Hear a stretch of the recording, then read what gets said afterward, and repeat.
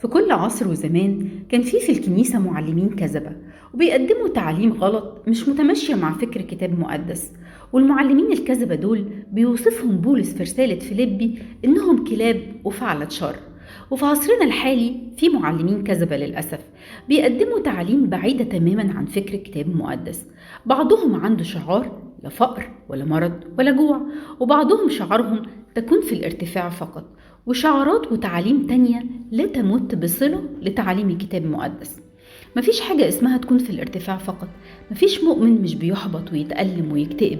مفيش مؤمن هو أو حد من عيلته بيتعب ويمرض. مفيش مؤمن مش بيمر بأوقات ضيق واحتياج. ده الله مش بيعلمنا ويشكلنا ويغيرنا غير من خلال الألم عشان نكون مشابهين صورة ابنه. وهو اللي قال في العالم سيكون لكم ضيق، لكن ثقوا أنا قد غلبت العالم.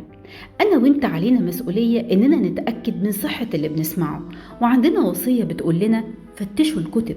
وفي سفر أعمال الرسل مدح الكتاب المقدس ناس اسمهم أهل بيرية اللي لما كانوا بيسمعوا أي تعليم بيعملوا حاجة مهمة، يقول عنها فاحصين الكتب كل يوم هل هذه الأمور هكذا؟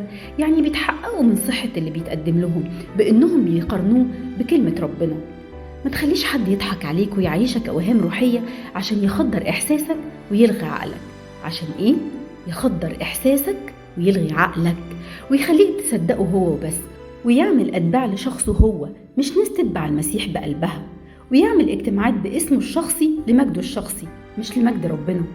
انت عليك مسؤولية تفحص وتراجع كل حاجة بتعدي على ودنك، حتى لو كانت فكرة تفكر.